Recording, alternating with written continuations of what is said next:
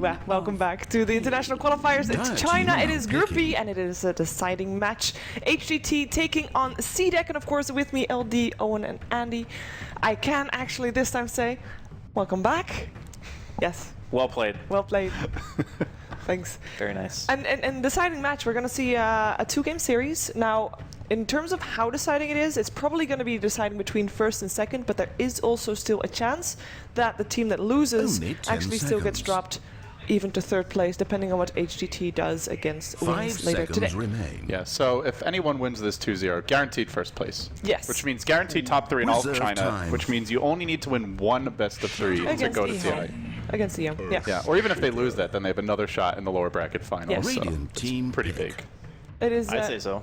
Yeah, it's insane. No pressure, by the way. No pressure, just, 2-0 this series and you're set. No big deal. Yeah. Now, Wings is the team that came from open qualifiers, and they've got the whole underdog story going on, and normally when you hear about an underdog story, you underestimate the opponents, or at least, in this case, it is CDEC, a known established team, going up against an underdog team, obviously with some familiar names, so perhaps not that much underestimated, but do you feel like there might be something there? Technically, they are a new team, but 3 of these players were on, I believe it was DT, Dreamtime, from the TI4 qualifiers. It's XDD, Super, and in July. They finished top 4, but they were kind of favorites to finish top 2 in that. So I think the name is certainly new to the viewers, but I wouldn't actually say they're huge underdogs by any means in terms of, they're not a new team. They are experienced as individual players, at least. But perhaps, well, we'll see what CDEC does. I mean, that said, we have seen CDEC look really impressive, so Yes. I think CDEC do come in as favorites based on recent results. Yeah, I would say so as well. CDEC is a more established team, I think, too. So, I mean, we're going to get a look at him now.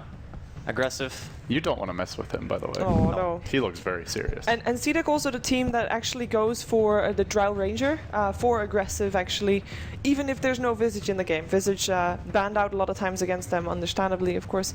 But they picked up Drow anyway, and they get real scary with that. They pick a ranged lineup with that. We've seen them go for Nature's Prophet, Shadow Shaman, and just get a 10-minute Roche and start pushing down, and the game ended within 20 minutes or something like that. I honestly think that's the big thing that both teams will be looking at, because looking at Wings Gaming, their most prioritized picks are Shadow Fiend and Visage. Those are the 2 heroes they go for the most. So, not to say that the teams won't get one of those heroes, but it's not going to catch anyone off guard if it's like a let's go heavy push kind of all-in type of style. The other big hero that we were talking about during the break is Wisp. Yes. Super was a pioneer for Wisp play in the Chinese scene back when everyone's like, oh, Chinese Dota is too good for Wisp. You can always predict the ganks, and Super started off running at solo mid at times, so he's the hero that's actually interesting here though is the Lich. We have not seen any Lich on this stream. But that's because we haven't seen Wings, because they have played Lich twice. Actually, they played Lich in the same lineup twice with the same 5 heroes twice. So we have a Tide Hunter, also a hero that we don't see that often anymore. A Lich, a Morphling, the Lich Morphling dual lane perhaps going on mid. Rubik and Queen of Pain. That's basically the lineup they've won with twice. So I'm curious if they're going to try to pull that out again. The other strat that Wings used was the actual Wing strat, where they had, I think it was Visage, Gyrocopter, Bat Rider, Lion, and Viper. Lion and Viper. So they had 4 flying heroes. Already they're departing. The Rubik, I guess, kind of hovers around. He's a Grand Magus after all. I mean, you need someone to ground them, right? So Lion was that in the previous time. This time Rubik, but so far on point for going for the Tide Lich and more for the, well, never mind. Tide and Lich banned out. That's some serious respect, though. Banning those heroes, I wouldn't even consider them top tier at all. Yeah, and certainly not first phase Tide. That is serious respect. It's weird though, because Tide did get buffed recently. They give him 8 more damage on his Kraken reduction at level 4, so it's 2 more a level. It does make a little bit of a difference, but in general, that hero is a hero that can fit into most lineups. But I don't really think he's he's not really that good. I just feel like he needs too much time. A lot of the heroes that really excel right now are the ones that can just fight constantly. We've seen a lot of Clockwork, Spirit Breaker, Leshrac, Shadow Fiend, Earthshaker, Queen of Pain in this game. Fairly low cooldown heroes, and feels like if you lose one fight with Tide, suddenly they've taken 2 towers, they get good aggressive wards, and they just kind of snowball the game from there. Yeah, Ravage is a 2.5-minute cooldown as well, 150 seconds. So it's long. Well, whenever you mess up a team fight, it's like you said, it's just hugely impactful. And the other thing too is nowadays there's a lot of heroes that are actually played that just straight up lane against him. Like, of course, the Drow was banned out this game by Wings, but if, for instance, you had that matchup, like any safe lane hero nowadays can match up against that hero, and it's not a big deal. Like, you don't see many melee cores that often unless they know for sure they're going to be able to farm against the offlaner. Yeah, for Wings Gaming, by the way, they have a Rubik picked up very early on. We talked about Rubik a bit earlier this morning, where Rubik hasn't been doing all that well. Wings is actually one of the teams that has played Rubik 3 times and actually won all 3. So really, they're one of the exceptions. Well, they're to the undefeated, rule. so I guess if they picked them 3 times, yeah, they won would every have to time. won 3 times. This is already a great Rubik game, though. Like, just having Gyro, Shaker in the game. Even Shadow Fiend's not too bad. I like this pick a lot, though. I feel like if you pick Rubik, you need another support that dishes out heavy damage early on, because that is, to me, is his big weakness. Yeah, I do agree. Like, this is a very common pairing, and I guess considering the lineup that CDEC have right now, it's not as good at punishing as what Old Boys did in the last series, where they just had a team that just ran at you nonstop. Yeah. CDEC don't really have the same kind of feel, so they're more going to be, I guess, farm-oriented in the early game. A good Shaker Fidget can still kind of ruin things, though. They're very magic damage-centric, though, and you are up against 2 natural BKB cores. Hurry! Slight concern here for Wins, but they still have time to pick up their own carries. Which other support do you see going well together with the Earthshaker for CDEC? They have been going for a lot of Shadow Shaman, Witch Doctors. Is that an option here? Or do you I think Shadow Shaman is really risky against Wings, because they have Rubik. Queen is like kind of 50-50 against it. AA is amazing. Disruptor, it might not be bad. We've seen quite a bit of Disruptor so far. Decent zoning support. Yeah, I agree with Disruptor. I think that's really solid. I mean, Shadow Shaman could be used, but they're going to go Bounty, so I guess that's off lane. All 4 games that CDEC has played actually had a Witch Doctor in it as well. Now this hero, I don't know if you guys got to watch the games that Vici played at the Summit, but FY like single-handedly won 2 or 3 games with his Bounty Hunter. Yeah, this hero actually is amazing against the supports of Wings right now, because Rubik and AA, both really squishy heroes, low armor. They're going to have to buy detection as well, which is even worse, and that might not even guarantee them kills. Like, sure, the Chilling Touch is great at low level, but they're going to need a core who can actually contribute to killing at low level if they want to effectively zone the bounty. Otherwise, the bounty's just going to be roaming around, harassing supports, soaking poly XP, just being a general nuisance. And they really have to stick together as well. Like, you can't just run off on your own in the jungle against the Bounty Hunter. If there's a +1, you're probably going to feed pretty early on. Yeah, it's for sure. And especially with the new Shuriken, like, what is it, 150, 225, 300, 375? Yeah. Like, that's unbelievable amounts of damage. It scales a lot nicer at level 1. Just, you get a lot more value there. Well, before it went from like 100 to 200, and then it went to 250. The second point was really good value, and then third point was crap, basically. Now they're going to go with a Morphling. It's a bit interesting. It does give you some kill potential, though. Waveform in conjunction with the AA, I think, can actually get a kill. Because you essentially have like a double nuke, and then you have Chilling Touch. So you can kill the bounty with this. And it does go really well with heavy magic damage as well, assuming it's a core Morphling. I guess that's the, or rather, a one-position Morphling, I guess we should say.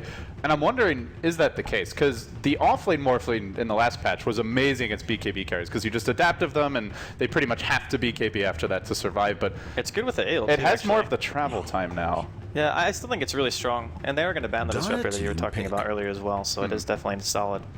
I think that you could be onto something, though. The Morphling offlane with AALT seems really good, and Queen as well, to be able to like blink in Sonic Wave or something like that. I mean, Cheever, you were saying they were running Morphling as a carry mid, but it was with the Lich specifically, right? Yeah, they had XDD play Morphling in all the games. They had Morphling, and in July, their offlane player right now has like Darkseer, Tide, and Batrider so far in this tournament. 10 seconds so to pick. Do you see any of those being good, Andy, or? Bat and Darkseer are the only ones that are basically left. Yeah, I mean, Radiant team are now picking. I think Darkseer is actually okay. Darkseer is actually really good against this lineup, because like Shaker, for example, you can't really do anything unless you get a perfect block, and the Gyrocopter would also have to be there, and the Lion too. And so if they commit 3 heroes to that lane, it means you could potentially roam on mid super easy, like Rubik AA, or even just a Rubik with a Queen kills that Shadow Fiend, and then the Ancient Apparition, if he gets good sentries down, he can effectively zone the bounty solo if he's playing well, or at least give him a little bit of trouble, enough to where the Morphling would be able to farm. But they're gonna go Bat. All right. So Bat still kind of, he functions a little bit different. Like, he doesn't harass the lane as much, but he's stable. Like, he always gets his farm. They don't really, I mean, you know, we often talk about Bat counters, and even then it's very difficult still to always prevent that last. Like, even if you have Avenge or a Disruptor, at some point you might get a BKB, he can just blink Force over at an odd angle where you lose vision, or just potentially get out of range and just catch you off guard. So, I don't know. I feel like the Bat pick, it's potentially still scary, even though they have a lot of counter initiation. They have Earthshaker Fissure, they do Lion, but they don't have like a proper counter, so to speak. Yeah, one thing that actually I'm worried for Wings. Wisp is the other big one. Yeah. Which is banned, of course. But for Wings, like overall, now that draft is done, all of their heroes we've seen before. Batrider was also one of the heroes they've seen before. Are they maybe a bit too stale in their hero picks? You feel? I think they've been doing as well. I have what a 4-0. 4-0. Yeah. 4-0, yeah. I say don't fix what ain't broke. True. So until somebody finds a way to beat it, I don't see any problem with picking the same things because you're not revealing anything new. So if you have something as a pocket strat, you kind of want to hold it to make sure that you're not going to give it away until you absolutely have to, especially in the situation where a 2-0 could very easily decide you just going straight through, and then otherwise, you know, you're in lower bracket. I mean, looking at CDEC, to me, the really big weakness of this draft is they do not have good catch until they get Blink Daggers on their supports, and I'm not sure how much freedom they'll be given to farm those. Batrider requires a decent amount of attention. Gyro's not really the best at zoning him by himself. So if they're devoting that attention to the Bat, then Shaker, Lion, also not particularly adept turbo farmers in general, they could struggle to find that initiator. And if you cannot lock down the Queen of Pain Morphling early, they can cause a lot of problems here for CDEC. Yeah, It is true. I feel though that CDEC will probably just rotate their supports bottom at some point though. Help the Bounty Hunter because they have mass disable versus... Bounty Hunter is not a support. Is a support. Is it an offlane Shaker here? It's an offline Shaker. Yeah, okay, so either way, yeah, the Bounty can easily go bottom with the Shaker, and even that combo could potentially kill. Like if the Rubik wastes his lift for whatever reason, like JDH just doesn't get the lift that he needs, and the Bounty has like Orb of Venom, you can just run somebody down. Like these heroes are so easy to kill on Wings, at least in the support capacity. They are very squishy. That's even most of the cores are. The Morphling can be pretty tanky potentially, but... So drafts are done. What are we thinking here in terms of score? I actually like Wings better just because I feel like there's no great solution for Batrider initiation, and I think they can't get a whole lot done in the mid game until they get Blinks on their support. So to me, the X factor for CDEC is going to be Garter on the Bounty Hunter. FY single-handedly has won several games for his team on this hero. I imagine that's the inspiration for CDEC if he can snipe a courier. Oh, he's going to walk into big. someone. I think I jinxed him. Oh, this could be first blood indeed. The telekinesis set up. So much damage here. There's LD, come on! Jinx. Come on, Dave. Rare secured. I wanted to go for CDEC as well. I really like their lineup. Even with the first blood aside, I still think they're going to take it. Yeah, CDEC. So the Bounty Hunter, I think every time me and you, Draskell, we've casted something with a Bounty, it's always gone great. You know, even if the beginning of the game's not been fantastic, I mean, like this, obviously giving away first blood, the fact that you've got that potential to come back with just a few key pickoffs with that track gold, it's, I mean, the Bounty Hunter is insanely powerful, and obviously CDEC respecting that with their draft. And I really feel their lanes are going to be very nice as well. The fact that you're going to have this Lion supporting in the top lane. Lion, obviously one of those super strong supports, and a support that's going to do very well at zoning out the Bat to some extent. I do agree. The Gyrocopter versus Bat matchup, even if it happens in a 1v1, as LD said earlier, it might not be great for Gyro, but I don't think he should ever die. Because if you get close enough to get Firefly on, you're also going to be eating a Rocket Barrage, so you're always going to be taking that trade and damage. And really in July, as well. The fact that we've got straight he hasn't away. skilled anything. He's going to Firefly out of here. He has to. Yeah, the Bounty's coming in, but yeah, he knows something's up. He gets himself straight out of there. And well, it depends if he hangs around. Obviously, the Bounty hasn't revealed himself yet. Now, in July, is he going to play it super safe, or is he going to hang around a little bit too long? The Firefly? He's going to head back over the cliff, and he's going to wear off now. But now Garda has revealed himself, so the Batrider is going to be a little bit more careful before going back into that lane. So the offlane Shaker, I mean, we've seen the Shaker pretty much be put in that offlane position. At least 90% of the times we've been seeing him in competitive, and it is insanely strong because he can find the levels pretty safely. You know, we normally see them get a pretty respectable Blink Dagger timing, and if you get a good Blink Dagger timing on the Shaker this game, the side of Wings, you're fairly squishy to a certain extent, and you could be looking for the very big plays with the Shaker. The Shaker is one of those heroes that is very high skill cap, so yeah, I'm very interested to see what XD is going to be able to get done on this, but in general, usually the off lanes have a higher farm priority as well. Yeah. So he can do some stacking here. He can do some ancient stacking for the first camp. They do have a Gyrocopter, so they could eventually come back for it. But I do agree. The Earthshaker is going to be largely impactful in this game, and there's not a whole lot that they can do for counter initiation. Like when the Echo comes out after a blink, it's like there's almost nothing that Wings can do to stop it. So it's going to be down to mid-game, I feel. Whoever gets the better jump. As LD said, they might be at a bit of a disadvantage on CDEC before they have their blinks, because it is hard to make things happen. But I would also argue that a static landing phase doesn't necessarily punish them that much, because if the bounty hits 6, and then CDEC start fighting, then that's when you're really going to see the advantage of having the bounty. Yeah, absolutely. We were talking about the track, guys. It's going to be absolutely huge for the side of CDEC. As long as they can get that 6 on the bounty, and as long as they can get the ball rolling by that point of the game as well. Obviously, 2.5 minutes in so far, looking at the CS and the lane-wise, everything pretty much going fairly even. In the mid lane, you know, the Quap getting a few more denies than the Shadow Fiend. I guess this lane is kind of expected for both heroes to farm. Maybe for the Shadow Fiend to have a little bit of a harder time, but as we can see at the moment, he does have the Earthshaker hanging around there for the time being. So interesting kind of movement though from the side of CDEC in the sense that they've not actually got anyone soaking up the XP from the bottom lane at the moment. And it's a little bit weird. Maybe they're just really worried about their Shadow Fiend being ganked here. I mean, there's 2 sentries down inside of the woods, so I don't think Garter wants to spend any more time in their woods than he has to. Gonna see the Queen pick up the bottle at the tier 2, just a precaution for the Bounty Hunter. And right now, I mean, the Shadow Fiend is actually getting a lot out of this lane. He's beating the Queen of Pain in the first 3 minutes, which most of the time doesn't happen unless the Queen is being pressured by an outside source.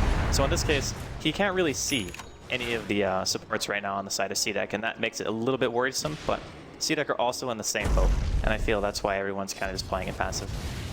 Yeah, I mean, the position one morphling, something that, I'll be honest, we don't see that much on the EU scene. Obviously, with the Chinese, it is fairly popular, and Wings obviously running it this game. What is the strength of having the morphling in that position, and why do you choose to draft it against such a team as CDEC, where they've got heroes like the Gyrocopter in that position? Well, the first thing about morphling is he's ridiculously hard to kill. So normally, if you play off-lane morphling, you have very low levels in morph, because you have to max out your adaptive strike, right? So you're 1-4-1. Typically, that means your damage output isn't very good.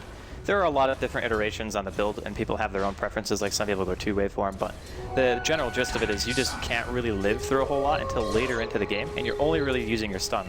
But for carry morphling, you always max waveform, and you always max morph. So your survivability is always going to be top-notch. Your damage is actually very high if you have a good agi to strength ratio, and because of the waveform damage and the mobility, you're just a beast in the early game. I think a lot of people assume Morphling is one of those heroes that can't fight. I would actually disagree. I would say that he's very good to go on if you're, like, he's good to go on if you have silences and heavy bursts, but he's not good to go on if your early game doesn't have burst. And CDEC's early game, their only burst is gyro. I mean, this is really interesting for CDEC for me. They're committing so much towards this mid lane. I mean, at the moment behind the Shadow Fiend, you've got a Bounty Hunter, an Earthshaker, and the Lion all sitting there waiting for something to happen. At the same time, on the side of Wings, they do have both the Rubik and the AA towards the mid lane, but a lot of focus being put by both sides on this mid lane.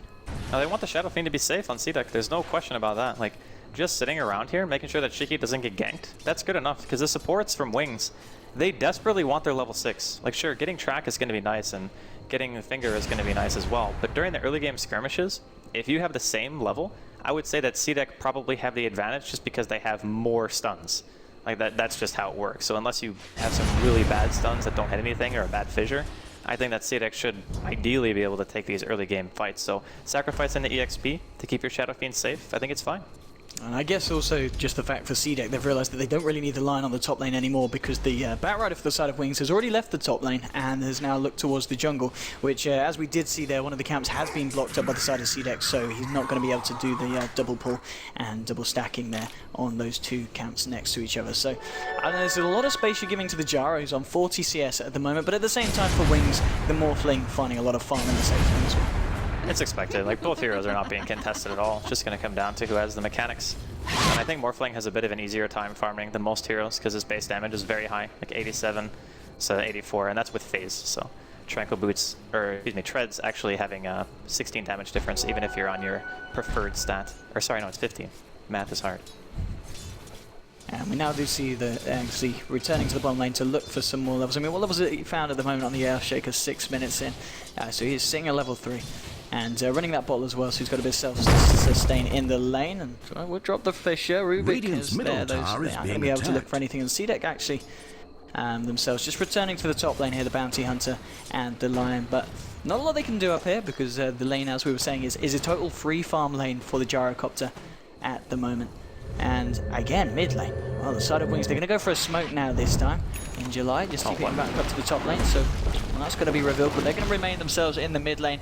They're not going to be able to find anything though, because the Shadow Fiend clearing out some. They stats saw the in jungle. smoke though. That was such a weird TP from Injuly. Yeah, because they would have seen it dispel, wouldn't they? Yeah, he revealed it immediately, so they know at the very least that Wings are smoked, so they're playing super defensive. Like, look at Shiki's positioning. Exactly. They know that something's up. The guard is there as well, Okay, so he'll see it straight away. And this from Wings, they're not really getting that much more in trouble now as XC's coming with the Fisher onto 2. They'll bring down the Rubik. Now Garda here looking for the Queen of Pain, and she is able to blink herself away. That was a lot of wasted time. Yeah, and giving away the Rubik after that smoke. That was a really, really bizarre TP. I don't know if he figured he had more time for the creeps walking into the tower, or if they just weren't going to break the smoke because they were going to back off. Either way, that play from the Batrider definitely cost them pretty heavily. Like, even in the sense that they don't get killed, but they just don't get any kills out of it. Like, not stopping the Shadow Fiend, he's still pulling farther and farther ahead of the Queen. And eventually, it's going to get to a point where the Queen doesn't really have the potential of bullying him anymore as a top 2 network right now, besides the Morphling or the Shadow Fiend and the Gyro. And 8 minutes in, because of the free farm, the free lane, we're already seeing Mr. XCD taking himself a tier 1. That's a very early tower for sure. I mean, he's obviously getting bottle, so he's abusing the regen, just taking all the bottom runes because he knows no one's contesting it. It's definitely a really good choice when you're just sitting in a lane by yourself. I think Morphling almost needs bottle every game. And Bottle Wand, Aquila, Treads, you can fight on this hero very early with these items. Indeed, 8 minutes in 1-1 at the moment. In terms of net worth, thanks to that tower, we do indeed see the Morphling at the top on 4.2k gold.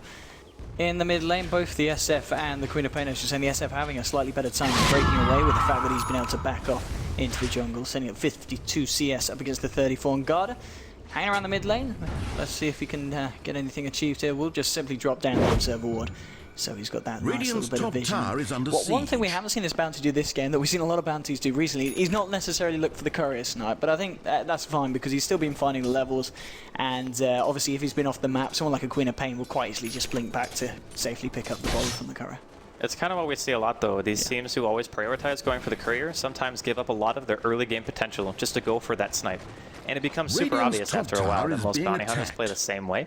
So it just becomes habit to go run to the tier 2 and pick up your bottle no matter what.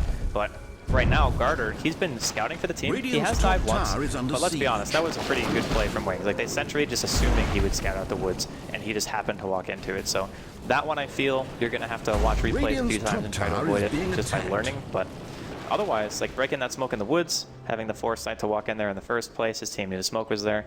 He's done a very good job, and even though he's not keeping up like nearly as much in levels as the Batrider, I think Batrider's level 8 right now, tied for the highest level in the game.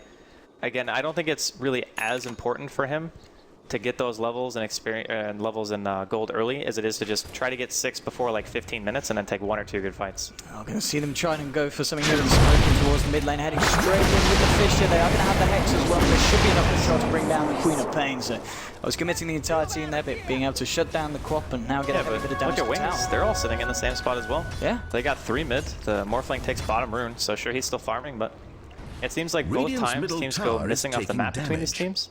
You just see everyone gone. Like, it's not just like 2 supports move, it's everyone is MIA. But they also had a ward behind the tower, so they had a good idea of what Wings were going to be able to put together in terms of defense. I think they spotted like 2 or 3 of the heroes with it. Indeed, and Batrider smoked up here towards the bottom lane, maybe looking to see that's Blink if they can catch out this bounty, and indeed a very good Blink timing as well. 10.5 minutes in. Do they have any detection though? What's the Rubik got? Have we got anything to do with it? Yep, he's got a couple of sentries. They could try and catch out this bounty hunter here. And in we go. Within July with the Lasso, they'll drop down the sentry, and that's more than enough there with the waveform from Morphling to bring down the bounty hunter. And of course giving XDD a nice little bit of extra gold on top of the already fantastic farm that he's found so far. 11 minutes in, 67 CS. I'm curious what he's going to go for this game. I think Lincoln's is one of those items where it's not necessarily a bad item, but it doesn't really give you anything except for the ability to never have to go back to base. But he already has Bottle and Wand, so I'm kind of leaning away from that. Maybe he goes for early E-Blade. SF is relatively squishy. You got Bounty squishy, Lion squishy. You see the Shadow Fiend's going for the pretty standard mech build. Nothing really new there. You see they can also secure the off-lane tier 1 in their favor. No contention coming out from Wings. Middle tower is being attacked. Mid lane now, we see Blink moving forward here on the Queen of Pain. Garda is there, scouting it out there with the invisibility, and XZ and the Shadow Fiend ready with the backup if they decide to go for anything. But Wings, they're just going to hang themselves back, and still pretty even across the board. It just obviously the fact that the side of Wings do have this bat with a Blink, and now purchasing another smoke. Let's see if he's going to be able to make himself another play. Shadow Fiend now with the mechanism finished. I think the ALT is already up, yeah. So even having the mech, the Super's got his level 6, is down to just can you hit the Ice Blast, because between the Queen of Pain and the AA alone, they have enough burst to kill probably 2 or 3 of the heroes on CDEC. Like maybe the Shadow Fiend doesn't die straight up and maybe the Gyro does, but the rest of them are pretty darn squishy. Like 600 health is not enough to live through this. They're gonna spot out XTD, but I think he's waveforms over the cliff. Oh, he's got a Hex. He's more. Yeah, they can follow this rune. They can indeed. They're throwing down the Echo Slam as well. Everything going down onto that wall. And he's looking up to get the shot now. In comes the Ice Blast. Ninja line about right, trying to find the cleanup here with Blink on the Queen of Pain there with the Sonic Wave, bringing the Earthshaker low. They'll find that kill. It's a 2-for-1 trade so far. We see Shadow Fiend trying to clean up, and he will find the AA there, Shiki. Can they find anything more beside the CDEC? It doesn't look like they can, with Quap blinking up the river and Rubik and the Bat Rider heading south. So it's going to be a 2-for-2 trade there, but the gold and XP swing there favoring the side of CDEC. Interesting stuff from the Lion. I'm pretty sure he tried to stun Angelai on the cliff, like clicked on him, Radiant's middle and then just like tower is completely being biffed it. attacked. Otherwise, they might have been able to get a little more out of that. Fortified. Not too bad. I think the bounty is like close to 5 or something now. They might be able to get this tier 1. There's no lasso up on the Bat Rider. Oh, never mind. They want to defend this. Oh, lots of TPs coming in indeed, and well, Angelai just blinks himself up. There's going to be a waveform across it all. Ice Blast will fly through, and it should connect. Very nice Ice Blast there onto both the Lion, the Jar, and the Shadow Fiend. Now Shadow Fiend trying to turn around with the races. Now there's going to be a dagger in his backside. He's going to try and chase down Shiki here, and up the high ground with the screen with the right clicks. Is it enough? He's popping the one charge. Is he going to be able to keep himself alive? Shiki, he's still alive, heading up to the high ground. One more right click would have done it, but no, Shiki. He's going to be able to live with the bottle charges there, nullifying the damage from the poison dagger. So, well, very, very clutch performance there from Shiki, getting himself out of that little bit of a incident. He did get clipped by the Frostbite, right? He did at the start, but he didn't get hit by the damage. No, it was just the crossover debuff, yeah. So I think if he had been like maybe even a couple units to the right, he probably just would have died to that. So unfortunate for Wings, they don't manage to take down the SF, but their team fight is still going well. It's just the difference between having that stable farming hero like that and the bounty probably takes a little bit longer to get off the ground because he spent most of his early game kind of just walking from place to place and scouting, which isn't a bad thing. It just means that Garter, I mean, he can't jungle like a bat can, right? He's going to have to get his track up and hope that the rest of his team can kind of back him up in these engagements and try to ensure they can come back with the track gold because they are trailing a bit right now. Yeah, indeed, and as you were saying, with his track gold, they're very close to the go time. He needs pretty much one creep, and he will have that track online. So we'll have to wait and see what the side of CDEC are able to do with their mechanism and see if they're able to get themselves the money that they need to get themselves nicely ahead of the side of Wings. But so far, pretty good from Wings. Obviously on CDEC, they've got the top farm at the moment. Net worth for the Gyrocopter, 7.1k. And what's he got on himself at the moment? Let's have a look at the old Gyrocopter. There's a smoke here. Don't look at the gyro. Oh, yeah, let's go for this bit of action. They're trying to see if they can find Super here. Oh, it's actually ended. Yeah, he's leading straight in and out with the lockdown. They're going to throw the finger down as well. They want that AA dead, and they'll certainly find if they get his head. So he goes down there to the line, and that's going to help the line towards... how much money have we got? Literally on run on Q. He's okay, not that. He's got 500 gold in his pot. I mean, this is like position 5 or 6 Lion, basically. He's buying everything, I think. Mid lane, going in on XTD. There's a Fisher coming in as well, which will hold him in place. The cooldown's being dropped, but he's going to be able to waveform himself out of that. And obviously one of the strengths there, the Morphling, the fact that unless really you've got the Lion there, it's going to be very hard to lock him down for the time that you need to kill him. The other thing too is he can just morph anyway. It doesn't even matter. It's just really frustrating for a lot of heroes to try to kill him. So the last time we saw him get caught out, he was by the Ancients. He got like echoed and called down and everything, and they barely killed him. Like if he got in the way from over the cliff, maybe had a wand charge or something, he might have been able to look through that. In July, he's checking out this top lane. Has got the lasso available if he wants to go for this line, but he's not got the vision for it. And he's just going to hang around here with the remainder of his team. Everyone apart from the Morphling at the moment on the top lane for the side of Wings. Looks like they're ready to try and put on the pressure here to this tier 1. Tower is under siege. And well, at the same time, CDEC, they're ready to respond to it. They do have people up here hanging around by the tier 2. And let's see if they come out and look for a fight here. It's going to be a hard one though. There's this Sonic Wave available on the Quap. Of course, the Ice Blast as well. CDEC are going to have to play this one pretty smart if they want to go head first into this. Who's going to make the first jump? The Creep Wave comes through. He's trying to get a bit of damage here on the tower, blink on the Quap, and in July, he's looking for that perfect lasso. They don't know that the bounty hunter's on. And he's going to try and go for it. Here we go with the Firefly. Jump straight in, and he's going to catch out the Shadow Fiend, but he's going to get him away. He's got the Sonic Wave, 2 dead. They're going to find the Lion as well. And Sonic Wave and Ice Blast, it bloody hurts. Yeah, that's the combination we were talking about earlier. Also, the Firefly Vision helped out tremendously because it allowed the Queen to line up ultis, so Blink was able to just hit all 3 instead of maybe only going for 1 just to ensure they killed the SF. So the mech carrier gets caught out with a lasso. They get ice blasted anyway, so even if he lives through the lasso, he has no way of recovering health, and Blink comes in with the mass damage output, and they just kind of flop over. So CDEC taking a pretty big blow there. Indeed, 8-5. And obviously, the Gyrocopter is still farming very well aggressive. We haven't really seen him involved in that many of the fights so far.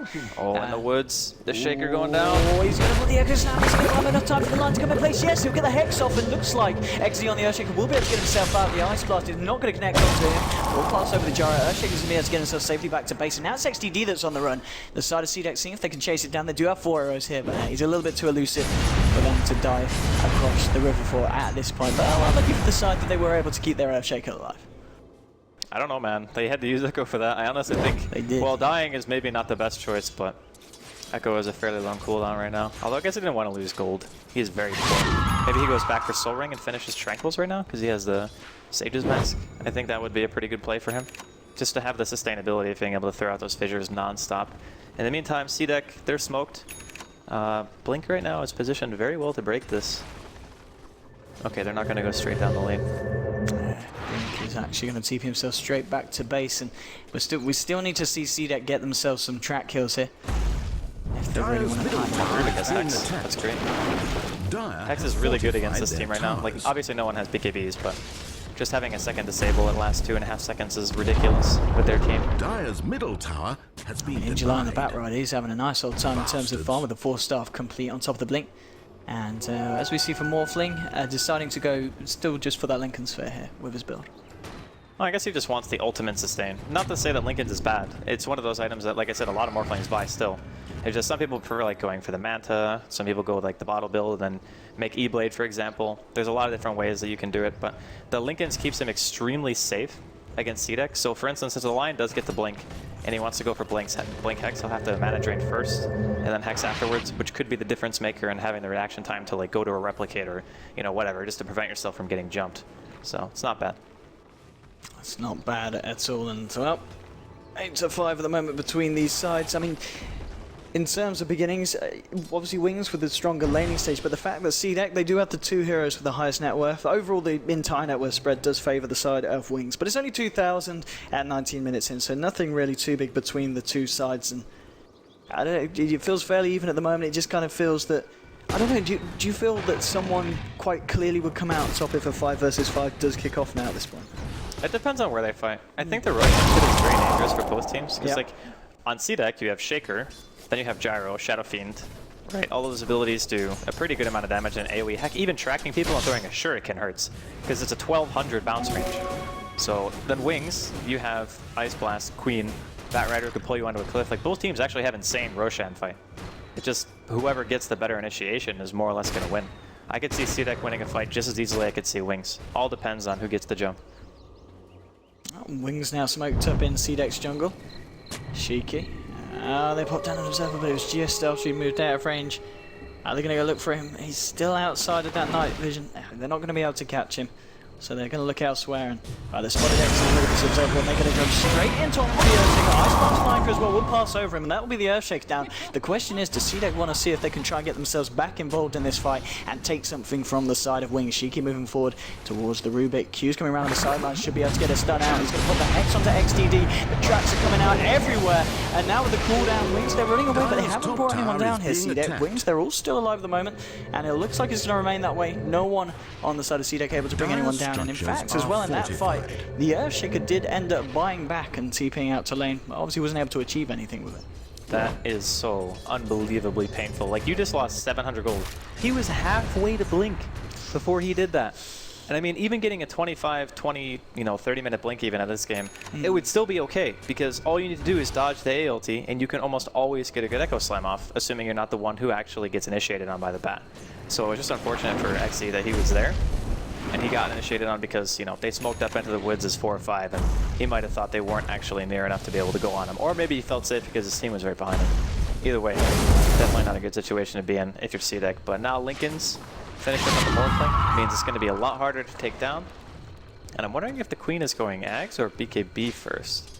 I think having BKB would actually be super good for their lineup. Just because you can... Oh, okay, it is Ags. But you could blink into like Lion and Shaker, for example. And then the right-click damage from CDEC isn't crazy high. Like, they have SF and Gyro, but the Gyro has gone for, I think, S and Y, or Aggressive is going for S and Y, and he has BKB. So I think he would be pretty safe with that. He might go back for it later, or he might opt for something else. And we'll see the BKB actually coming out towards the Shadow Fiend as well now. He's got the Ogre Club on him at the moment. Yes, he does indeed. So Shiki now has the BKB available as well. But I think, as you said, kind of the main concern for the side of CDEC is whether they can actually control this Morphling in the fights, because we've seen so far the Morphling to be incredibly elusive, and now the fact that he has got that Linken's, he's going to be even hard to catch out for the side of CDEC. And I've got to be honest, so far it just feels like Wings are playing the slightly better game of Dota. It is true. Their lineup is very strong, though. That's the thing. It's so hard to fight into just sheer burst damage. It's like Queen of Pain ulti goes through BKB, Shatter goes through BKB on the Ice Blast, and then you can also get lassoed, and Morphling does a pretty good amount of right-click damage. So here we go. CDEC continuing their smoke, looking for something here, but I think Wings are onto it. JDH is on his way back to the tier 2. Yeah, they know something's up, and they do back themselves off, and this is just giving more time and space for the Morphling now, who's got himself to the top of the net worth board. He's focusing on pushing up this top lane, and XTD's finding a lot. He's finding a lot. 1600 now on top of the Lincoln Sphere, and he's going to be able to do a fair bit of damage onto this tier 2. Well, CDEC, they are going to have to react, and there will be a TP back from the Shadow Fiend. Shiki's actually got the AA debuff on him. It doesn't look like XTD wants to go for that now with the TP back from XZ. XDD is going to want to be a little bit safe. He has got some backup coming in of both the Quap and the Batrider. Obviously with the Lasso and Sonic Wave available. So the side of Wings now, they could look to take this. Into like going the pipeline, jump straight on to the Earth. He'll be able to bring him away from the line. But now with the cooldown of the Earth, can just get off the Echo Slam before he goes down. Can see that capitalize on this and actually find anything from the back of this fight. The tracks are flying out. It doesn't look like they can. XTD's going to look for the TP out there, but anything to cancel it. He's able to get off that Shuriken. And again, Wings get themselves in, they get themselves a kill, and CDEC, they struggle to find anything in return. It seems like without the Lion having Blink, they don't have a good answer for a hero getting lassoed yet. And the fact that the Shaker is the one being caught out is even worse, because Shaker can counter-initiate from a longer distance to Lion.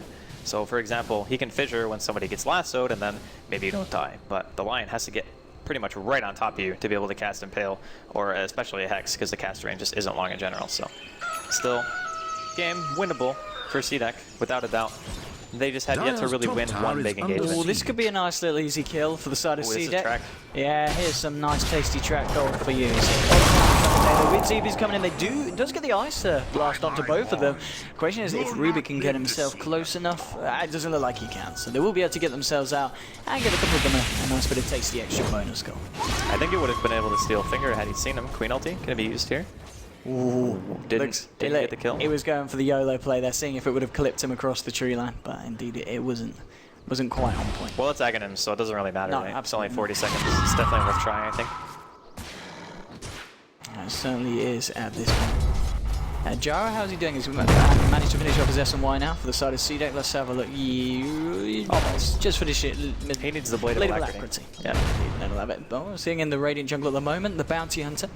Doing a bit of scouting, seeing what's going down over on the side of Wings. Well, there's going to be pings coming out onto the Quap, who's just blinked forward. They do have the Jara in the mid lane, but it looks like it's more a kind of, we should get out of here ping, as they do leave the Quap alone. And Bounty Hunter just looking to get some intel from what's exactly going on inside the Radiant jungle. I do have wards very aggressively placed, so they know pretty much what's going down. They can see almost every single hero. The heroes that aren't in the woods or in mid are pretty much showing in lanes. I do feel right now that CDEC, the fact that they're able to pressure is good for them, but they need to try to find something. Like the tier 1 could be on the menu here. JDH could be in some trouble, but I imagine Wings to TP to defend this. Do they have Glyph though? That's the question. I think they do. Yeah, they do indeed. JDH actually. Oh no, he bails. Yeah, Alright, JK. Well, we'll let that one go.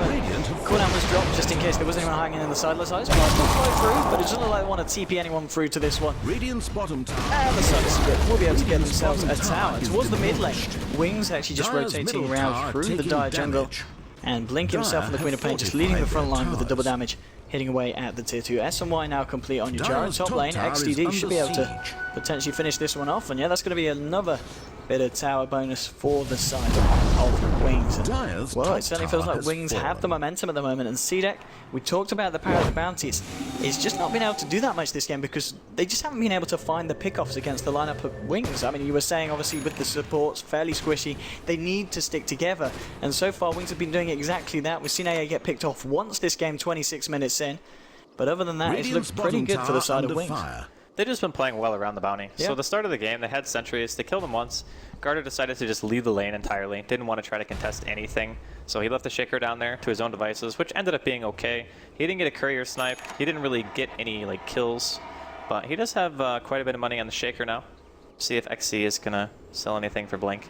He could sell the Sage's Mask. It's not really super useful, but yeah, okay. He's just going to sell it for the Blink. There we go. All in all, I'd say CDEC with the Blink Dagger on the Shaker should probably be able to come back with not ease per se, but it only takes like 1 or 2 fights, you know? You see the difference between a track team and a team without it as soon as 1 5-man happens. Yeah, absolutely. And the fact that obviously Jara and this Shadow Fiend for the side of CDEC still farming very, very nicely, respectively. Morphling does have the lead, but the fact that CDEC have got these 2 very, very strong cores that will transition very nicely into the later portions of the game means that they're still standing pretty strong. It's just the fact that Wings have kind of had a firmer grip on the earlier game so far. And well, as we were saying with the bounty, just a few good fights for CDEC, and the whole game pretty much been another fight, and they'd quite easily find themselves on top in terms of gold game. Still though, it's anyone's game, man. Why? He's also gonna have his Blink soon. So Yes. what they can do is they have like double Blink initiation. They can send Q in first, and then XD can follow it up. And then all you have to do is make sure that you just focus the same person, and no matter who it is, it pretty much dies. XCD's got himself an E-Blade already, 28 minutes in. This is some scary Radiant's fun middle on tower XCD. is It's super fast. Oh, Echo Slam being popped straight in. They want to find in July. Pretty much everything being thrown down on him. They certainly will. That was a very, very angry CDEC that just descended upon that poor Batrider. They even used a 10-second BKB to kill that. They even had wards. Like, they had a ward on the hill that would have seen anything that was coming their way.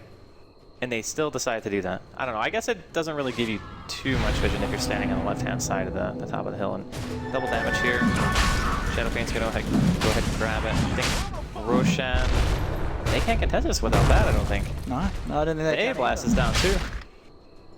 It's going to take him a little bit of time to see that, but I think it's going to be quick enough that the Batrider isn't going to have a look in with his team to try and interrupt it. The pings are coming out, and it looks like Wings, they do want to try and head there, but still 5 seconds before back comes out. They're just going to smoke up as a forward. In comes your Ice Blast, but Roshan's already down, and Shadow's already played Sages, and they're all out of the pit by the Ice Blast, time the Ice Blast comes. That's still really nice. The fact that even just getting that 1 pick, like finding Batrider of all heroes, probably one of the better ones.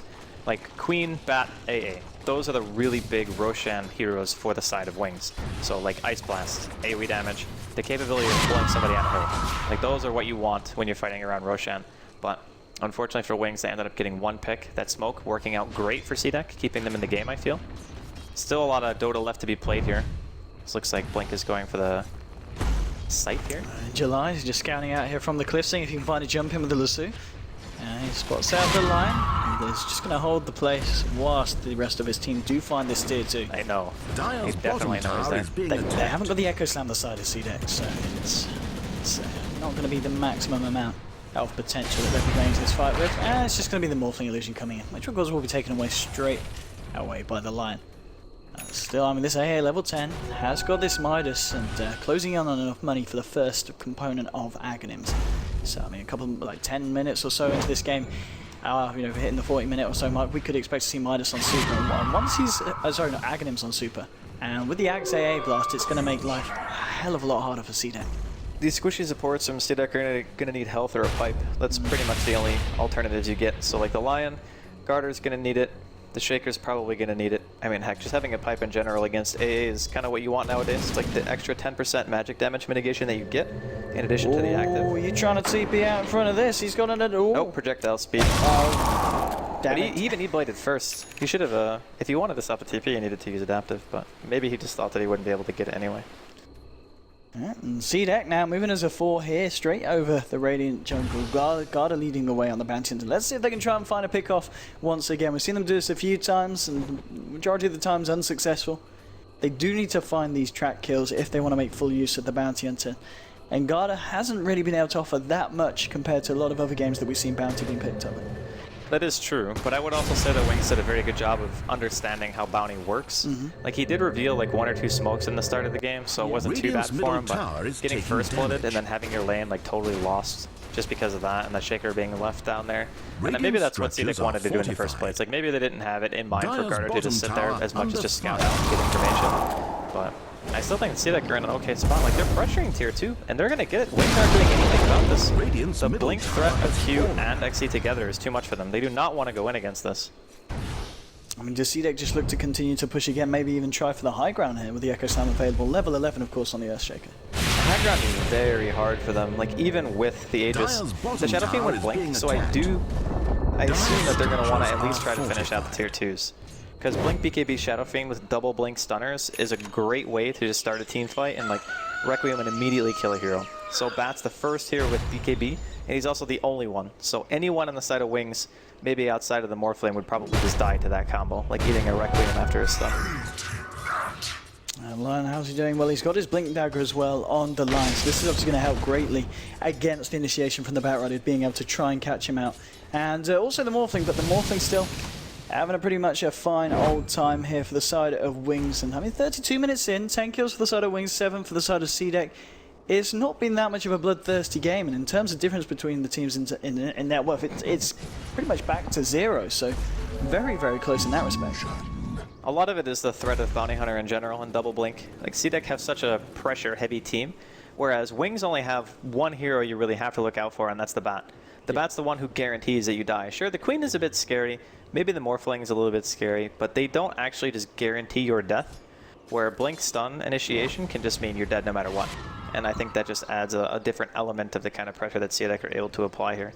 And you can tell by Wings' movements, like they're always playing this compact style, just because they never know exactly where CDEC are. Right now, they don't have any aggressive wards out at all, just a sentry, more or less. They're playing blind. They are indeed, and CDEC, they do wander into their own jungle. Wings at the same time will back out.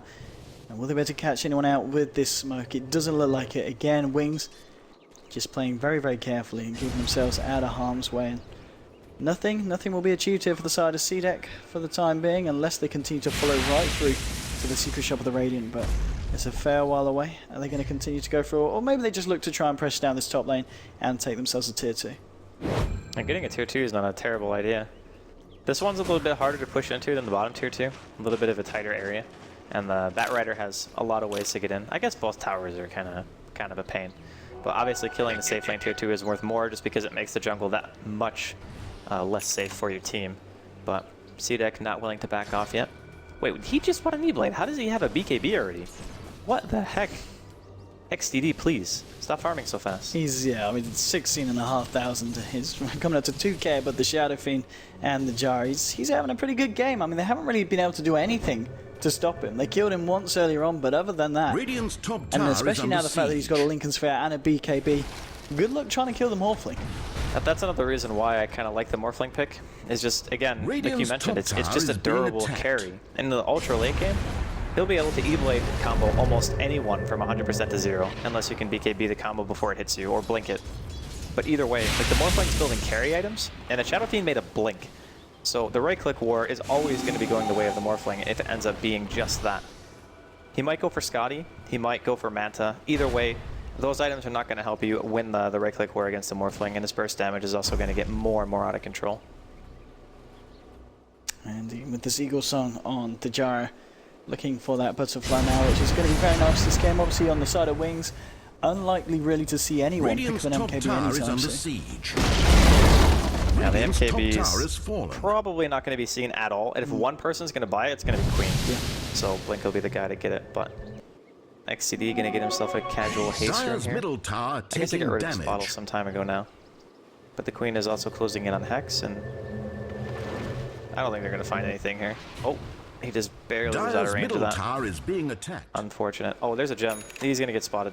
Yeah, they've got a Blink here in 6 seconds now with Blink himself. Blinking forward on the Queen of Pain.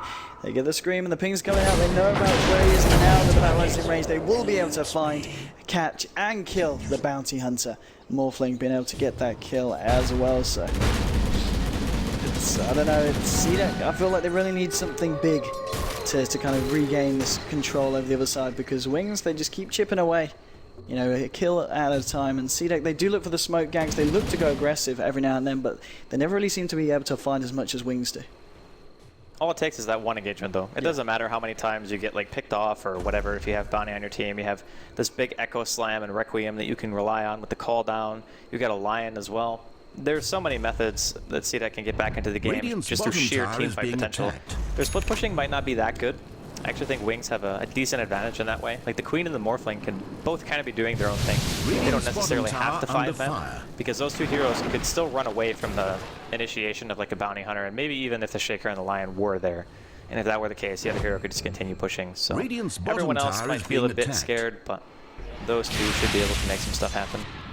I mean, arguably, we've seen CDEC obviously be the more aggressive in terms of smoking up and looking for kills. Is that because they're a little bit worried that in the later portions of the game, Wings is going to be the stronger side, or would you say that CDEC are going to be fairly comfortable going into late game? It depends on the builds. Like the Shadow Fiend right now, with the way that he's building, I would definitely say Wings late game is scary, because they're all building for late game, where Manta, BKB, Mech, and Blink, like most of these items are mid game. Like Manta, I guess you could argue is the late game item because it costs pretty much the most out of anything that he's bought. But BKB is a necessity on Shadow Fiend. There's just an item that you get, so that one I guess isn't really up for debate. But the Mech and the Blink are more based around this mid-game style where you just want to try to dominate the map, take some team fights with your Bounty Hunter and your Blink heroes, but they're not really finding them. So Shiki has spent most of his time with his Mech off cooldown this game. And I mean, the value of those two items together, a Blink and a Mech, when you don't use them, the only thing you're using the Blink for is just getting from camp to camp and farming. Oh, the side of Wings, maybe we'll see a fight go on now. Garda coming in, but of course they do have this gem, and well, Batrider's going to see him straight away here. Ice Blast will probably be telekinesis on the Bounty Hunter. That's a massive sonic wave onto the board now in July. Pursuing up the BKB Jarrett. He does of course have that evasion from the Butterfly. He's hitting it with a bit of a punch here. We'll find 2 kills here onto both the Rubik and the AA. And Wings, in an initiation that they wanted to kick off, doesn't go too great for them, and it may not be over Garda. He's going to be able to find the Batrider, but he doesn't want to continue for that one. But still 2 kills there, and going to the Gyrocopter as well. That was a fight that CDEC are going to be very happy to take with, and also the fact that Roshan, he's up in 15 seconds. If CDEC stick around for this as well and get the Aegis, that's going to be a very nice bit of play there for the side of the Dire. Did they get any tracks off there? I don't think they did, right? I think Garda was too far away. Or did he? I don't remember. Well, either way, like getting the positioning advantage is definitely key here. Like knowing Roshan is going to be spawning soon when I take that fight. Here we go. Indeed, goes straight to XTD. He has managed to get more off. There's going to be Fish holding him in place as well. The cooldown, the finger, everything being dropped, but he pops the BKB. Now we get down to Stroke and the Rockets. He'll be able to bring down Lion. Now XTD on the Morphing trying to get himself out. There's going to be blinking away as well on the Queen of Pain. So Wings do manage to get themselves a little bit of a resurgence kill onto the Lion and don't lose anything themselves. Get themselves back out. Roshan is now up though. And it's a question of whether Wings feel confident to take it, knowing that Lion is off the board for 30 seconds. Yeah, their Roshan team is not so strong though. They want somebody with lifesteal. Like the Morphling could probably buy a Dominator or something and just do that, but that depends. Do they have an urn on someone? They don't, right? No, they don't. The bat's not open. Yeah, only the Dire have the urn, so Wings don't have an urn at all, which means Roshan is kind of off the table for them at the moment. It's just too risky because you might take too much damage in the pit and then one good initiation from CDEC and you kind of just lose the fight, and that's very impactful at the 40-minute mark. And ping's coming out. CDEC, they know the Wings are hanging around this pit here, and CDEC themselves, obviously with the Shadow Fiend and the Gyro, they could very well look to take Roshan. They could look to take this fight as well. Travis ran out at the same time to the Kinesis on the back. I think comes your Ice Blast because he's been popped by the Gyro. He's able to find the Rubik. Is he going to be able to look for anything more? Wings XCD manages to find the return kill onto the Bounty Hunters. 1-1 so far. Fisher catching out the Morphling. They use the Mana Rings there to pop the Lincolns now with the Hex into the stone. Very nice job holding this one as well. Everything being thrown down to the Morphling, but can they kill XTD? It doesn't look like it. Can he just turns around the BKB? He's got to be able to find the line. Now just TP's out of it all. That won't work. He does get taken down by the side of CDEC. It's a 2-for-2 trade so far. Shiki trying to chase this one down, but he's not going to be able to catch out this Queen of Pain as she blinks away. 2-for-2 trade there, but the fact that CDEC were able to kill the Morphling, that is a very nice trade for the side. I'm surprised he just went for the catch with TP. Like he goes to the river, he's like, yeah, no big deal. Here comes A Blast. Gonna try to do a little bit of harassment here inside of the Roshan pad. They did not have sentries down, so they couldn't scout the first shot, which means they're not going to be able to dodge. Oh no, wait, they had a gem. Maybe they. Oh, the Shaker was in the pit. Okay, so obviously the time between where you see the projectile on the map and when it hits is very short. Yeah. So that makes sense. But still, CDEC positioning for this. Morphling hasn't bought back yet, so maybe Wings aren't feeling comfortable trying to take this. I mean, it was a very good fight for CDEC, and the fact that they're going to be able to take Roshan fairly quickly without the Morphling, I don't think the Morphling's going to want to buy back to contest this. It does look like CDEC will be able to get themselves this free Roshan and Aegis under their belt. This is exactly what they need. Ice Blast will fly through, but they'll be well and truly out of the pit by the time it connects. And well, CDEC, they're going to be very happy with that last few minutes of play. And if we actually have a look at the graphs as the swings start to take place at all, it has, as we see now for the first time since about, well, 20 or so minutes ago, returning over to the control of CDEC in terms of net worth and XP. That's kind of expected though. CDEC going to be in a strong in July. See ya later. And they got the track off. Very Yes, nice. sir. And the gem. That's a nice bit of a bounty for the team. So the gem has now been taken by the side of CDEC, and obviously we've seen so far Wings being able to maintain pretty nice map control. Now the side of CDEC will be able to reclaim that for themselves, and I mean these little things. 100 gold for 1 kill. Thank you, Track. Thank you, Track. That is unreal. This is, yeah, I mean look, tier 2 going down as well. The momentum is certainly in the hands of CDEC now. Our Wings, barreled it down for 25 seconds, does have buyback available. Can the side of CDEC force this one out? They're ready to go up to the high ground. They do, of course, have that Aegis. So they aren't going to be too scared here of the lineup of Wings. Sonic Wave comes out, it's only going to clip the jar here on the edge. Just, well, fortification will come out straight away from Wings. Now CDEC, they just want to stick around for this. They've got the Echo Slam on the Earthshaker. He's standing on the sidelines, ready to jump in. In fact, the side of CDEC, they're already jumping in. BKB pod, he's ready for a poor old AA, gets blown the hell up. Godlike streak now for aggressive on this Gyrocopter. Oh, Bounty comes in, BKB puts the train away. Look at the damage here done by aggressive. He's just got to run this Bounty. He cannot stand next to this Gyrocopter. The tier 3's gone down, Jara getting low. He's got the Satanic, he's got the Aegis. He's in such a good position. CDEC are just, they've come into the game now and they're just taking away a free set of racks. They're mainly racks being destroyed on the bottom lane, and the side of Wings are not able to do anything to stop them. Aggressive is actually gigantic, so they're running into this big issue where the damage They did output, lose the middle lane. yeah, they lost their melee racks, but honestly, I still feel like Wings are going to be hard-pressed to take a team fight against the level of farm that the Gyrocopter has, just in of itself. Like, Shiki is also farmed. He's like sitting at 4.2k, but the Gyro, I mean, Butterfly, Satanic, I mean, just even having the BKB on top of that and an SNY, sure, it's not a pure damage item, but his survivability is off the charts. Like, you have to kill him 2 times. The first time you kill him, you almost have to Evil combo him with the Queen ulti and an AA blast just to be able to take down the first life. And then the second one, you're just going to have to bait or bail. Like, there's no way you're going to be able to kill him 2 times. And the Shaker even now has that BKB. So against Wings team, a lot of the damage that they deal right now is magical. So like Queen, like sure her ulti is pure, but Dagger, Screams, magical, AA, magical, Batrider, magical, Rubik pretty much in the same boat. And then also the combo from the Morphling. So BKBs are insanely strong against Wings lineup.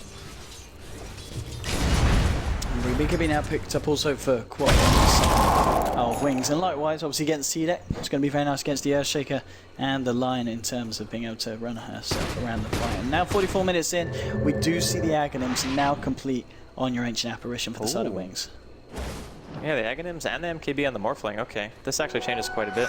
So before, it's fairly uncommon to see Morphling make MKB. In this situation, I think that, again, he needed to. There's no way that XTD is going to be able to right-click that Gyro to death during BKB if he doesn't have that item. Oh, and they're going to go straight on the Gyro. He does indeed have the Aegis and the Satanic, and then bring him down once. Well, with the Lasso, they're going to give it a very good shot. Ice Blast flying through as well. He's going to go down once.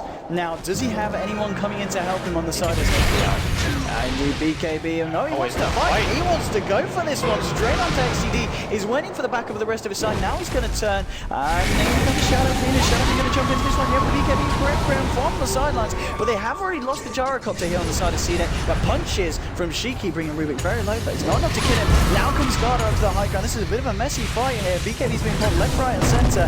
They've lost Rubik here on the side of Wings. They might find Shiki though. Wait for XTD trying to find it. Echo Slam holding the Morphling in place, but the Morphling morphing into strength. He's going to be able to continue to fight onto this one.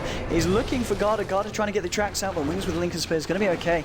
And it's been a 1-for-1 trade so far. They're either side going to continue to fight. XTD just TP's out of there. Garda's not going to be able to get himself in range for the Shuriken. And that looks like all it will be, but, well, Jara went a little bit ham there and ends up throwing his life away for a Rubik. So, not really the play that CDEC were looking for. I don't know why you thought that. Like, yeah, okay, you want to buy time for the rest of your team to get there because you had an Aegis. Everyone from CDEC was on their way. Maybe we can turn the fight. But the positioning wasn't even good. And the Earthshaker also hit like nothing with his Echo. Like he echoed into one hero and a BKB hero. So like he hit the Morphling and then the other hero was magic immune, so it didn't stun him. There was no like disable between it. It was just a pretty lackluster engagement overall coming out from CDEC. Fortunately, they didn't lose. I mean, yeah, losing the Aegis and the Gyro twice is kind of annoying, but I think they're still okay with that as long as they can take some decent fights from here on out. But still, I do think that CDEC's team has the advantage. Like the problem with Wings is they don't get nearly as much out of these engagements anymore because Garter is getting multiple tracks every single time. Now. He is. Yeah, as opposed to earlier where he may be getting one or maybe none because he was low level.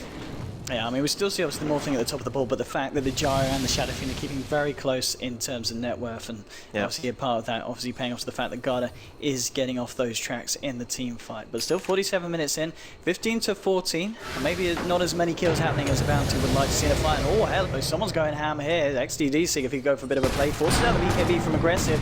They're trying to find him here. The Lincolns will be popped, but they don't have the follow-up Hex. Did he pop Satanic at 100% HP?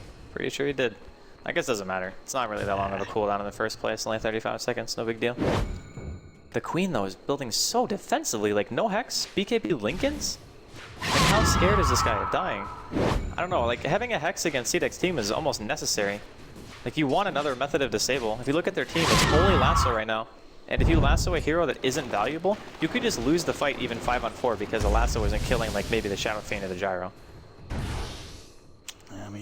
I mean, what do you feel the plan is now for the sides such as CDEC? Do they need to keep looking for this aggression, or can they kind of sit back and farm it up and kind of wait for Wings to come to them?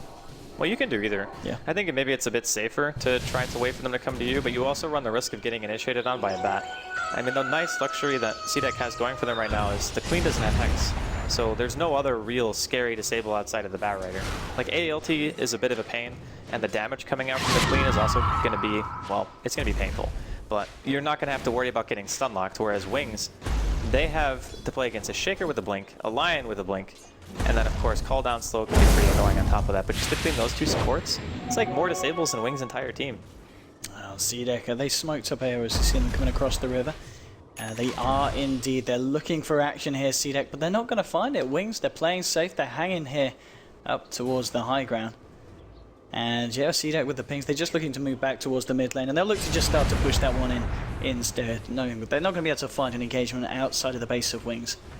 And it remains smoked up. They're maybe trying to bait here with Shiki, seeing if anyone comes out, but Wings, I think they know a little bit better than that. They're keeping themselves safe, and CDEC, I think they realise now that the entire team of Wings are in the base at the moment. It's still good though to get this kind of pressure going for you. Like, having the map control is big. What Wings could likely do is if they have a smoke on them, they can try to go for a Bat Rider initiation and defend high ground that way. But I don't think CDEC are necessarily looking to push as much as they are trying to get Wings off of the map. So when in case, for example, Roshan starts spawning again, which is going to be really soon, they should have the positional advantage. But they actually backed a bit prematurely. They could have been anticipating some kind of smoke gang, as they haven't seen anything but heroes on bottom so far, and no one is counter pushing mid either.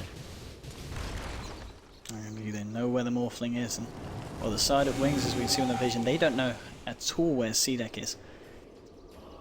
Garda just hanging around the mid, see if anyone comes out here on the side of Wings. And Wings are actually making a movement here towards the mid lane.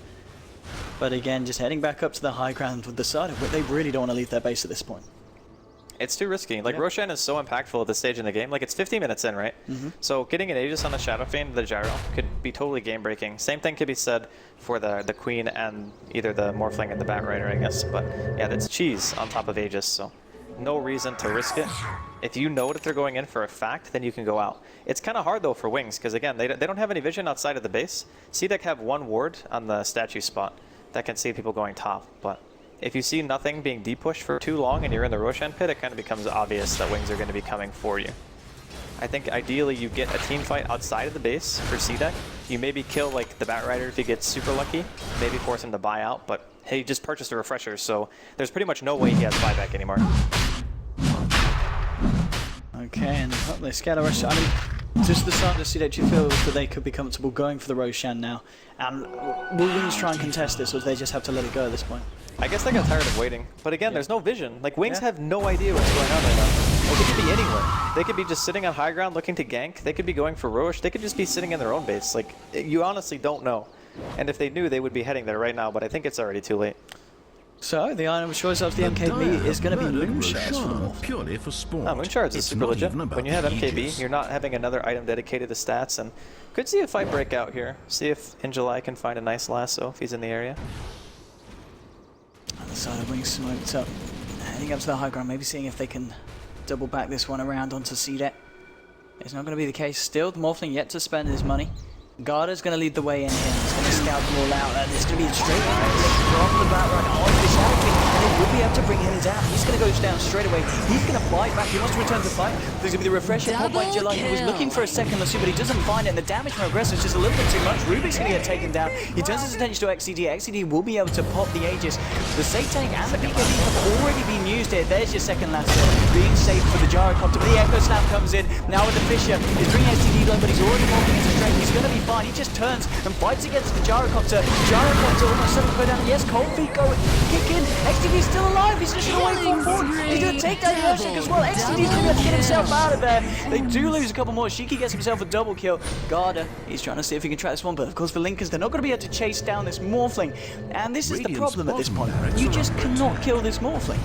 Well, it was really nice positioning from In July. He pretty much salvaged that fight by killing Shiki before he was able to do anything. Like, if the Shadow Fiend didn't die before anything else happened, I guarantee you CDEC would have won that fight. But multiple buybacks coming out from both teams here. CDEC, like, Shiki got there as his last teammate went down.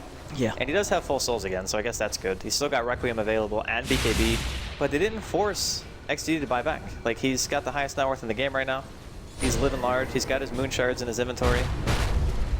I don't know, man. That was a really bad fight for CDEC. The funny part is they smoked in the same area where they had the ward, but obviously they didn't see it. So they just sit up on the high ground. They wait for CDEC to walk down middle lane, as most teams who come from Roshan do, because you have to push out a little bit because the creep wave was getting past the river. There's going to be a buyback from Blink here, and that might be what CDEC were looking for. They're going to stick around. They've managed to find the tier 3 here in the mid lane. And now they're actually going straight into the face. This is a very aggressive movement here from the side of CDEC. Limit Cape's going to buy the line some survivability, and he will be able to get himself out. BKB was popped by In July, and he's not going to be able to achieve anything with this here. And there we go, CDEC. They're going to go straight up the mid. They're looking for the second set of racks. Still playing it very carefully. The Sonic Wave, everything is available for the side of Wings.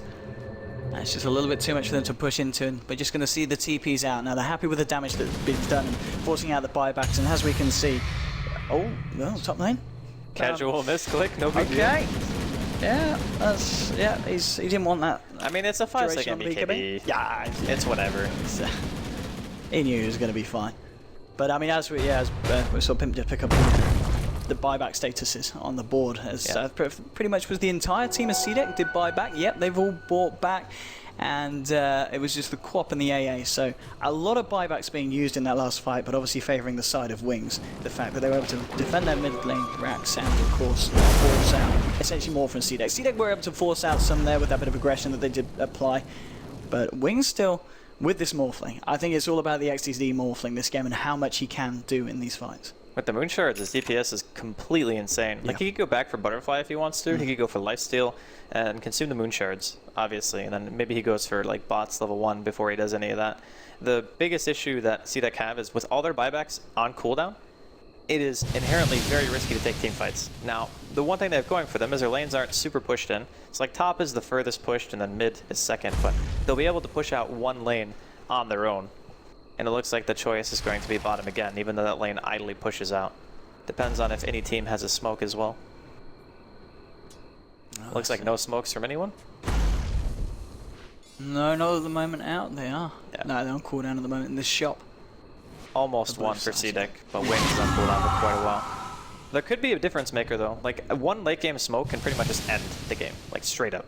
It's 55 minutes in. There haven't been a tremendous amount of kills, but everyone is hugely farmed core-wise. It's like the Queen, the Gyro, the Morphling, the Shadow Fiend, the Bat Rider. They all have everything they need. Even the Shaker and like other heroes like Lion and AA, they have what they need baseline, like Aghanims or Blanks or whatever. Yeah, absolutely. I think as well in a game where we've seen both sides just play so defensively. You know, obviously one having to worry about the fact of potential pickoffs from heroes like the Bat Rider, and the other side very aware that there's an advantage into mid lane. They do get themselves a free range racks there as the creeps finish that one off. So, and obviously in terms of item builds, we've seen this game, we've seen heroes like such as the Morphling pick up the Lincoln Sphere into the BKB, playing very, very defensively. And the fact that they've been grouped up for pretty much the entire time. All the rotations and movements we've seen have been at least a 4-man, 5-man. Very rarely have we seen heroes being picked off on their own, and that's obviously led to the fact we're 56 minutes and it's only 2017 in terms of kills. But now we're seeing the heroes being able to pick up themselves the offensive items. Obviously the fact that in July, with the refreshers, we saw him use it in the last fight to control the gyrocopter, and with it available again, it's just a question of when the next fight kicks off and who is going to be the one looking for it. And at the moment, both sides seem to be very content in just waiting for the others to make the play, or at least attempt to. CDEC are the ones who have to group, especially. Like, Wings can probably spread out a bit, just because having buyback available means you can adopt a riskier playstyle, but not having buyback pretty much means that if anybody on CDEC dies, they're automatically in a horrible spot. Yeah. Now, fortunately, I think their buybacks are going to be up before Roshan spawns, so if that's the case, yeah they'll be more than okay. Pretty much the same time, yeah. Well, that's not the entire timer. No, it depends on the cooldown. Yeah, that's just a timer to see the other timer. If it's a short one, it might spawn like a bit before 1 or 2 heroes actually have buyback, but the rest of them should be fine. And given the fact that CDEC do have Bounty Hunter on their team, a lot of heroes have decent amount of gold still, even though they lost that last team fight pretty badly. I'm just really amazed that it's been this back and forth. Like in the beginning, it really seemed like Wings had a huge advantage, and then you get 1 or 2 good fights with Track, and then suddenly it's just game on. It certainly has. It was a bit back and forth, but in fact, if we have a look at the overall graphs now at the moment, what kind of differences are we seeing between the teams? I mean, it's only 5,000 favouring Wings and 57 minutes, and that's nothing. It's like one item worth of gold. We're bang on in terms of XP. It's a very, very close game, and at this point, it is just really kind of down to just execution and the performance in these fights, because I don't think anyone's really got a clear advantage in terms of hero pool and hero draft and the items picked up. These fights could definitely go either way. Yeah, and it's 1 or 2 good decisions that's going to end up winning you the game. So, for instance, if Injuly finds another lasso on the Shadow Fiend like that, and no one is there to help him, and they just get a kill, and the SF doesn't have buyback, and they go like Roche or they go high ground somewhere else, the game is just done. So, I mean, it's a lot harder for CDEC to do that to Wings at this point because of where Wings were. They were sitting outside of CDEC space, so obviously you'd have to go across the entire map and then try to counter pressure, and then you also have to assume that Wings only bought back on 2 heroes instead of your team who bought back on 5. And even then, you're just forcing buybacks. You're not even ensuring that you're going to get the next Roshan. So just by having that map positioning, like there's a huge level of decision making that needs to go into everything that both of these teams do right now. Indeed. Roshan will almost certainly be the next point of contention. I'll be surprised if either team does look for any kind of aggressive play before Roche is back up. And the smokes are going to be available too. That's a good point, yeah. Because they were like, what, 2 and 4 minutes or something like that on cooldown the last time we saw them? Yeah. Yeah, so they're both going to be up pretty much. I mean, Morphling, as you were saying, for the next item, what do you reckon he'll he bought the butterfly. Moon shards for? He can consume moon shards and go for lifesteal, I think. That would make him almost immortal, I think, against what CDEC have. Unless they can completely stun lock him from 100 to 0 and they catch him on 1 agi. Finishing a Satanic, for example, gives you what? Like it's a couple hundred health on top of what he already has. He'd probably have like 1700 HP. Oh, there we go. The Echo Slam straight away onto the side of Wings. Down the Rider. And XTT is actually mounting pretty quickly. He has to waveform himself out of there. And CDEC at the moment, they're going in full aggressive just out of nowhere. Like, bam, snap. They're ready to fight. Now they're looking to try and take that Morgan. But look how hard he hits. He's just punching away. Now the Blink with the Sonic Wave, bringing aggressive low. Ice Blast flies through. It's connected onto the Bounty Hunter and the Shadow Fiend. Aggressive on the Jar. He's looking for XTT. There's a homing missile flying through as well. Can they kill the Morphling with 3 of them here? They certainly can. They do bring the Morphling down. He's going to be off the board for 95 seconds. He does have buyback and bots though. And he will buy back and potentially bots in as well because they know that Roshan's coming up fairly soon. He does need to defend the base. And that was all very hectic and pretty much out of a kind of a 10-minute kind of lull. Suddenly, bam, Earthshaker sees the lead in, goes straight for it. Wow. They did force out the buyback indeed from Morphling, and of course Batrider bought back at the start of that fight. That nowhere swing though pretty much brings the gold back to even. Because it was around 5k and the Morphling lost 2,300 just from buying back. On its way. Yeah, it'll take a while to update, but that was still a really good catch out from the Shaker. Like, Injuly is one of the most important heroes just because positioning at this stage in the game is completely the most important thing. Because if you're out of position even a tiny bit as a core, you're just dead against Batrider. And that can be the difference that you need to be able to win the game. So, less than a minute left on Roche. Both teams likely going to be contending this. Shaker will be up in time. But I don't think... They did use a smoke for that fight, right? Or did they not use their smoke on CDEC? I think they didn't use it. They have one. They've still got it on there. Yeah, they have it. Okay. So that's actually good. Which means they can smoke around the pit and try to find a positional advantage that way. Alright, here we go. Very shortly, Roshan will be back up. In terms of buybacks, of course, CDEC, they'll all be back and available for this one from the earlier engagement about 6 minutes ago. And they're just both trying a bit of an illusion war here, scouting out the Roche pit. Everyone has got all their ults available. Echo Slam is back online again. It's just a question of who's going to make the jump. Roshan. Oh no, his illusion faded. It's going to be spawning too. Ooh, okay. A little bit unlucky for the CDEC aren't going to see it spawn, and I don't think they have any wards in the area either. They only have one in the jungle of wings. That's really bad. That is actually really bad, because they can see, well, okay, they can see wings now. They see him walking in their jungle, but...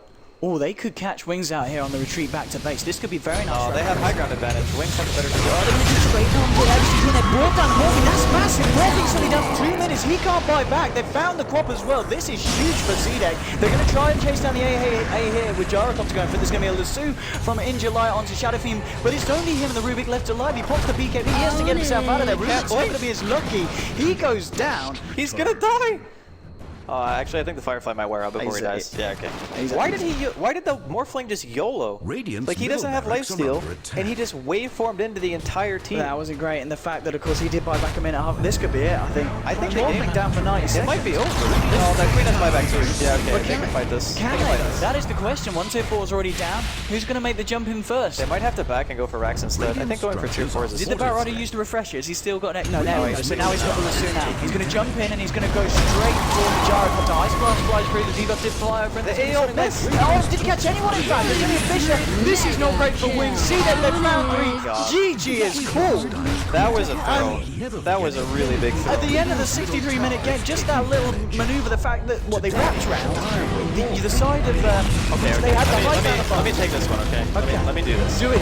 Okay, so wings are running back to their base. They saw that CDEC were mid, and they were running down mid, okay?